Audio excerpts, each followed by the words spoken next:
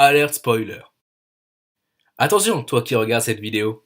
Si tu n'as pas vu Avengers Infinity War et que tu ne veux pas te faire spoiler, je te conseille de quitter cette vidéo. Plusieurs infos importantes du film vont être dites. Mort, action, etc., etc. En revanche, tu pourras revenir une fois que tu as vu le film. Bis à toi, Alex. Mon but, en tant que critique, est de trouver le film parfait. Un film avec zéro défaut. Et de pouvoir le critiquer. Et on n'est pas près d'y arriver. Salut à toi qui regarde cette vidéo. Comme vous le savez certainement, mercredi est sorti le film le plus attendu de l'année, Avengers Infinity War. Sauf que moi, j'ai été le voir jeudi avec une amie, coucou Gwen, et donc j'ai dû vivre un peu plus de 24 heures sans me faire spoiler. C'était vachement compliqué. Mais bon, ça va, je réussi à ne pas me faire spoiler, c'était plutôt cool. Donc j'y suis allé un peu sereinement. Grosse connerie.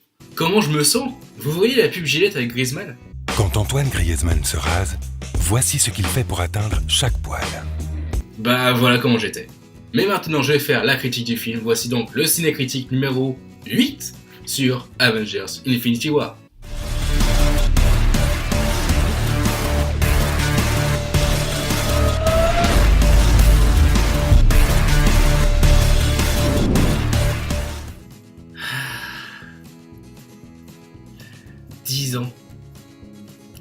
Dix ans de Marvel Cinematic Universe pour arriver à ça. 10 ans de scénario, 10 ans de films, 10 ans d'univers apocalyptique, 10 ans de super-héros, 10 ans pour arriver à Avengers Infinity War. Et donc Avengers Infinity War, qu'est-ce que c'est? Et bah pour faire simple, parce que j'ai pas trop envie de spoiler, c'est un peu l'histoire de Thanos, un titan qui veut rassembler les pierres d'infinité, donc des pierres magiques et des pouvoirs surnaturels, qui, en un claquement de doigts, peut détruire la moitié de l'humanité de la galaxie. Et donc pour combattre ce fléau, nous avons nos Avengers, les gardiens de la galaxie, en fait tous les héros qu'on a vus depuis le premier Iron Man, qui sont là pour tenter de battre le titan fou Thanos. Bon allez, on va pas y aller par quatre chemins, on va commencer avec le scénario.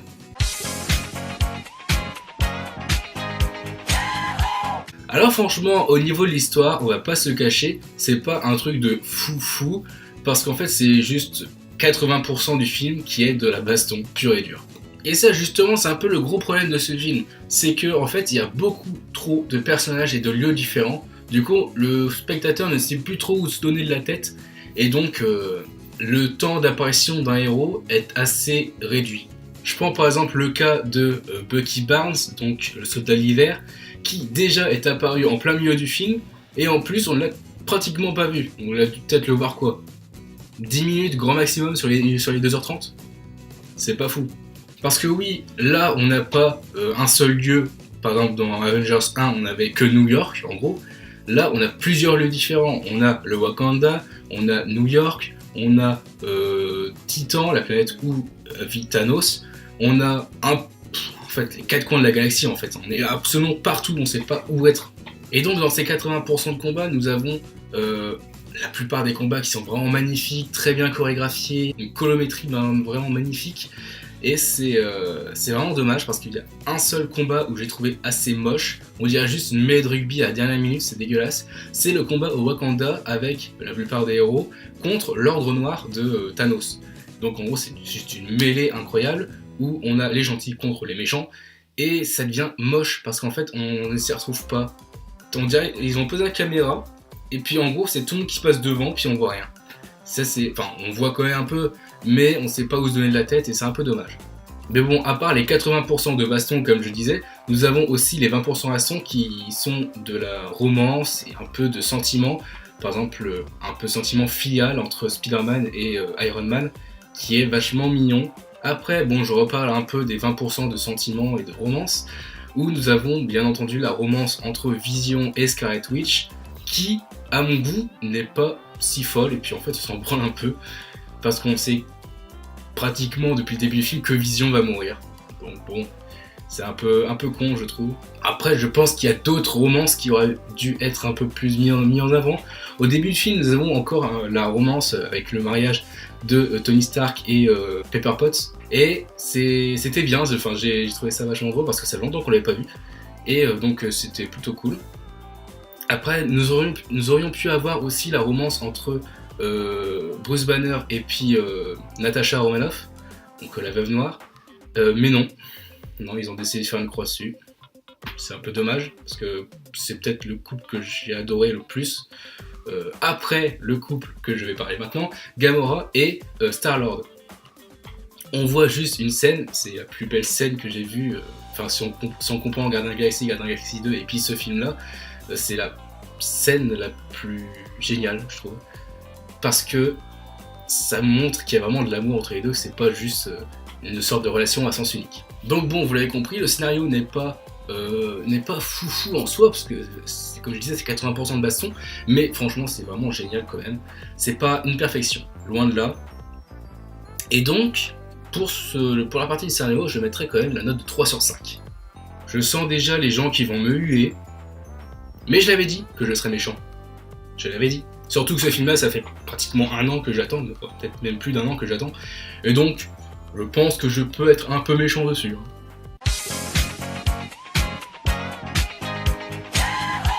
D'habitude, je fais les personnages un par un, sauf que là, il y a tellement beaucoup trop que tout compte fait, je vais faire une sorte de groupe par groupe en fait, parce que dans le film en fait, on a souvent les mêmes groupes de héros qui sont ensemble du début à la fin, donc c'est un peu plus facile.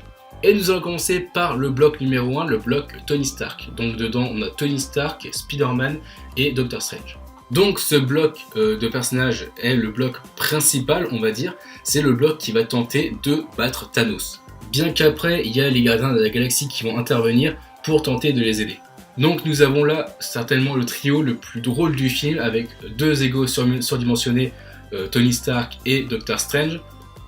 Et puis Spider-Man qui déjà à la base on le sait, est un mec vachement drôle, qu'on voit par exemple dans Civil War et puis même dans Spider-Man Homecoming.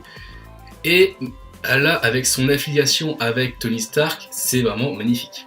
Et au niveau des combats de ce groupe, nous avons un Iron Man qui est clairement à 10 000% de ses capacités. Je crois que je n'ai jamais vu aussi puissant de ma vie. Et de l'autre côté, nous avons un Doctor Strange qui a utilisé peut-être 10% de ses pouvoirs au maximum. Parce que quand on regarde dans Doctor Strange, les pouvoirs qu'il a utilisés contre Dormammu... Dormammu, je suis venu marchander. C'est clairement pas ça. Clairement pas. Nous avons un combat contre Dormammu vraiment épique où il a utilisé sa pierre, la pierre du temps. Et là, on l'a pas vu utiliser une seule fois. Donc d'un côté, c'est logique parce qu'il ne veut pas donner la pierre à Thanos. C'est normal, je le comprends parfaitement. Mais il aurait quand même pu l'utiliser, ça aurait pu largement l'aider quand même un petit peu. Alors que là, non, il a rien voulu faire. Donc du coup, il s'est fait prendre la pierre, puis il est mort. Et puis, en troisième position, nous avons un Spider-Man qui est plutôt là en mode renfort, qui est là pour aider et non pas pour combattre vraiment. Par exemple, on voit à plusieurs reprises qu'il sauve les gens, et des fois, il attaque aussi. Mais c'est pas clairement un mec vachement offensif comme Tony Stark. Et donc ce que j'aime dans ce trio-là, dans ce trio de personnages, c'est clairement la relation qu'il y a entre Tony Stark et Spider-Man, la relation un peu père-fils, même si c'est pas totalement ça, qui est vachement bien montrée, du début à la fin, surtout à la fin, je ne spoilerai pas, mais restez vraiment jusqu'à la fin, gardez les yeux ouverts. Le bloc Captain America, donc dans ce bloc-là, nous allons mettre tous les restes des Avengers, sauf Thor, qui est à part. Commençons par le plus merveilleux, commençons par le plus beau, le plus fort, le plus intelligent, le plus formidable, commençons par Captain America. Ouais, chameau de lui alors, ça te dérange ? Franchement, je ne pensais pas que pour lui, ça allait être aussi facile de reprendre les combats après Civil War. Mais non, lui il était tranquille et je pense même que c'était sûrement le personnage le plus combatif dans ce film. Bon, après nous avons Black Panther, Bucky, nous avons aussi Black Widow, nous avons Bruce Banner, etc., qui combattent les hommes de Thanos. Et ce que je n'ai pas aimé, c'est que dans Avengers 2, on nous a montré Vision qui était censé être un mec super fort, super balèze, qui réussit à soulever le marteau de Thor. On s'est dit, ah ouais, mais ce mec là, en fait, il est bon. Bah non, dans le film, il s'est fait tuer, c'est pas fait tuer très rapidement, mais dès le début du film, on se dit, bah c'est bon, c'est mort pour lui, quoi. Ensuite, dans Civil War, on nous montre un Black Panther surpuissant, super agile, vraiment fort et tout. Déjà dans Black Panther, on voit que finalement il est pas si bon que ça. Et puis là, quand on le voit dans Infinity War, tu te dis, mais c'est juste un chat le mec en fait. Mais le pire, je pense que c'est Bucky. Dans le Soldat de l'hiver, on nous montre un mec vachement balèze qui tient tête à Captain America. Et là, clairement, dans Infinity War, Captain America, il est là. Bucky, il descend, il est là. Ouais, largement. Ouais, ça c'est le petit truc dommage que j'ai pas aimé par rapport à eux, c'est que ils nous ont montré des mecs surpuissants alors que là, dans ce film-là, ils sont totalement à la ramasse. Et le pire, mais j'en ai déjà parlé un peu tout à l'heure, c'est qu'on n'a même pas vu un semblant de relation entre Bruce Banner et puis Natasha Romanoff. Ils se sont vus genre 30 secondes, Bruce Banner il dit « Hey, il y a Thanos qui va arriver !» Il la regarde, il fait « Voilà, c'est tout. On coupe !» Et ça, c'est pour ça que je n'aime pas trop ce film. Sans doute, un des seuls points négatifs de ce film, c'est que trop de personnages tuent les personnages. Et puis ce qui me saoule aussi, c'est qu'à côté, on a la relation Scarlet Witch et puis Vision, mais franchement, mais on s'en branle. Mais je sais pas, t'as la moitié de l'univers qui est sous la menace de Thanos en un claquement de doigts, et puis non, ils veulent pas le tuer. Et puis, franchement, il est nul. Mais, petit truc bien, c'est que à chaque film, on voit la puissance de Scarlet Witch qui augmente de plus en plus, et ça, c'est cool. Le bloc Gardien de la Galaxie. Dès le début du film, ils ont été séparés. Nous avons d'abord un groupe, Groot et Rocket, qui se sont mis avec Thor pour pouvoir construire une nouvelle arme, afin de pouvoir tuer Thanos.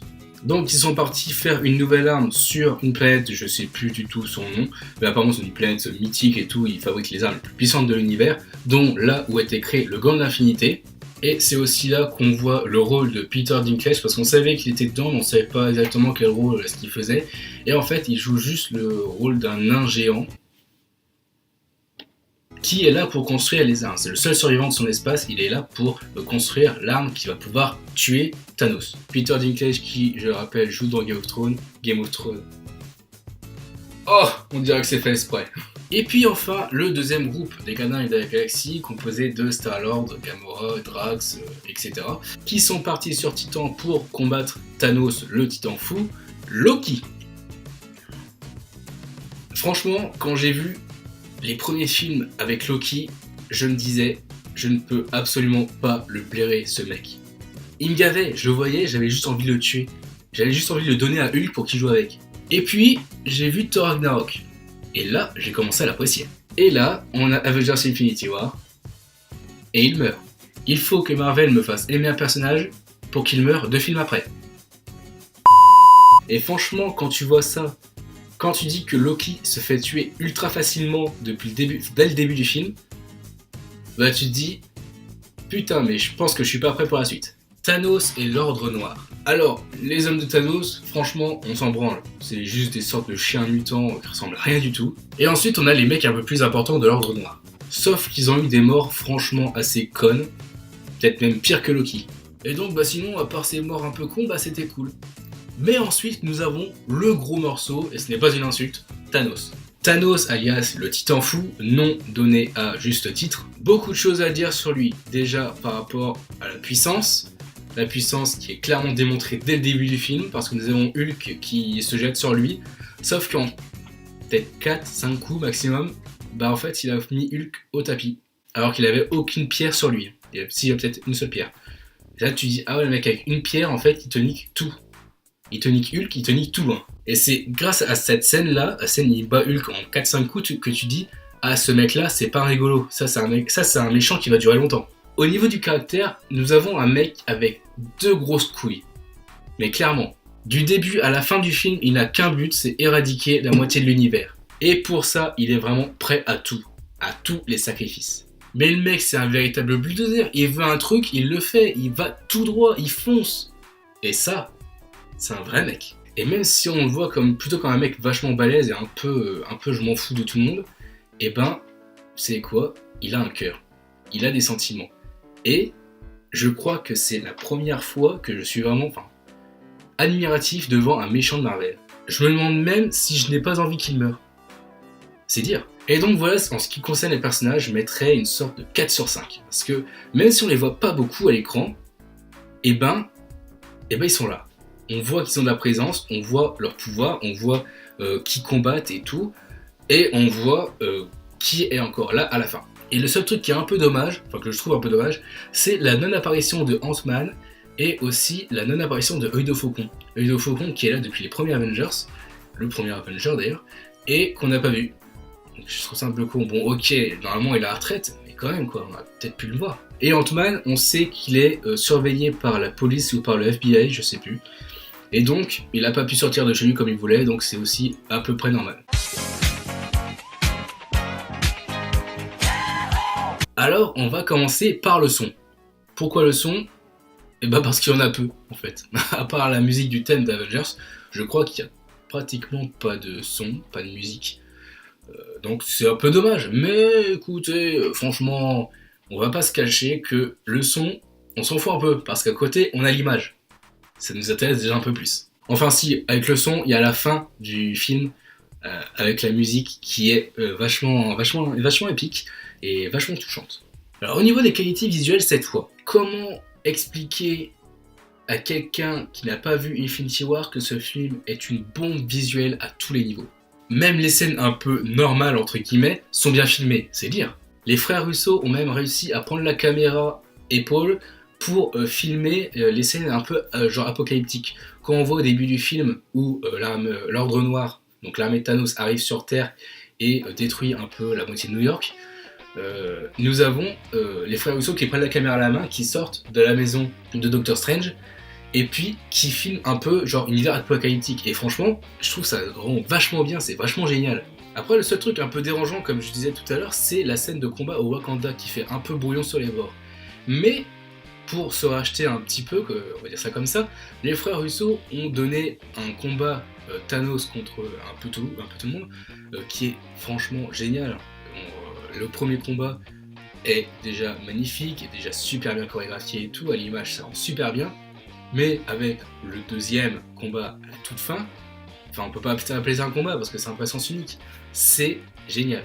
Pour mettre le point sur les qualités visuelles et sonores, je mettrais la petite note de 4 sur 5. Un film vraiment beau visuellement, mais même si c'est un peu sombre, il y a de la lumière qui est en contre-jour. Et donc quand la caméra tourne, on voit le visage du personnage. Je pense notamment à la scène de fin avec Tony Stark, qui c'est comme ça. Et c'est franchement magnifique.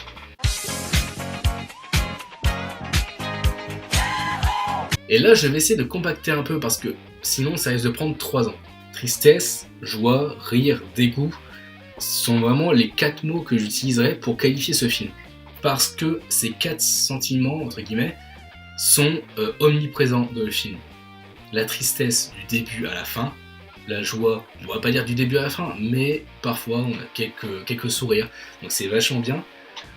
L'humour avec le rire qui est assez omniprésent. Il n'y a pas tout le temps, mais de temps en temps, ils mettent une petite dose d'humour, donc c'est vachement bien. Et puis le dégoût, parce que il y a des personnages où tu te dis non, je ne veux pas qu'il meure. Je pense notamment à Loki, que je détestais au début, que j'ai appris à aimer. Quand je l'ai vu mourir, je fais c'est une blague. C'est une blague. Et du coup, oui, quand j'ai vu Loki mourir au tout début, je me dis ah merde, donc du coup faut que je me prépare à pleurer pour la fin en fait là. Parce que si je me dis que Loki meurt au début du film, logiquement, il y en a qui vont mourir à la fin du film, sinon c'est pas logique. Donc du coup, je me suis un peu préparé à chialer ma mère. C'était le cas. Non, moi j'y ai pas chialé parce que je l'attendais pas, mais Gwen, la pote avec qui j'étais voir le film, elle, oui. Mais non, mais c'est pas parce que je suis insensible, mais non, c'est parce qu'en fait ça fait juste presque 1 an que je me suis préparé à ça, j'étais quasiment certain qu'il y aurait des morts, donc je me suis préparé. Eh oui. 1 an de ma vie à me préparer psychologiquement. C'est compliqué. Mais même si j'ai pas pleuré, j'ai quand même eu pas mal de pincements au cœur parce que ça m'a fait bizarre. Et donc je me dis, vu que ça fait 10 ans qu'on voit les mêmes personnages, qu'on les connaît, pas par cœur, mais qu'on les connaît bien, qu'on les voit se battre, qui sont jamais morts, et que là, on les voit mourir, fait oh ouais. Après, au niveau de l'humour, certaines personnes pourraient dire que c'est un peu trop, qu'il y a un peu trop d'humour dans le film, et ben moi je ne trouve pas. Je trouve que c'est assez bien dosé. Je vais pas dire qu'il y en a tout le temps, parce que c'est faux, mais il y en a pas jamais, en fait. Il y en a, mais c'est assez bien espacé. Donc du coup, en fait, ça le fait bien. C'est pas trop drôle, mais c'est pas trop triste. C'est bien. Donc voilà, au niveau des sentiments, c'est peut-être le meilleur film que j'ai vu récemment. depuis longtemps même d'ailleurs, au niveau des sentiments. Donc, ça fait longtemps que je l'ai pas mise, cette note-là. Mais je le fais, juste pour ça. Je mets la note de 5 sur 5. Donc, nous avons au total la magnifique note de 16 sur 20, la meilleure note depuis que j'ai décidé d'être méchant dans les cinécritiques. Donc en gros, 16 sur 20, c'est comme si je notais presque un 20 sur 20. Peut-être un 19 sur 20, vous voyez, 19, 19,5, un truc comme ça. C'est incroyable. Et donc du coup, est-ce que je recommande de voir ce film ? Non. Non, franchement, je ne recommande pas. C'était nul, ça sert à rien, autant l'attendre en DVD. Non, franchement. Mais bien sûr qu'il faut le voir, vous me prenez pour un con, quoi. Mais par contre, je déconseille de le voir si vous n'avez vu aucun Marvel avant. Je conseille de le voir uniquement si vous êtes à jour dans Marvel. Parce que j'ai vu des commentaires dans des vidéos qui disaient en gros est-ce que tu me conseilles de regarder Infinity War si je n'ai pas vu les films avant ? Non. Non, je te conseille pas, je te conseille même pas du tout. C'est un peu con, c'est un peu dommage. Hein. Donc franchement, si vous voulez voir Infinity War, je vous conseille de voir, bon, peut-être pas tous les Marvel, mais au moins depuis Civil War en fait. Et puis normalement vous êtes à peu près bon.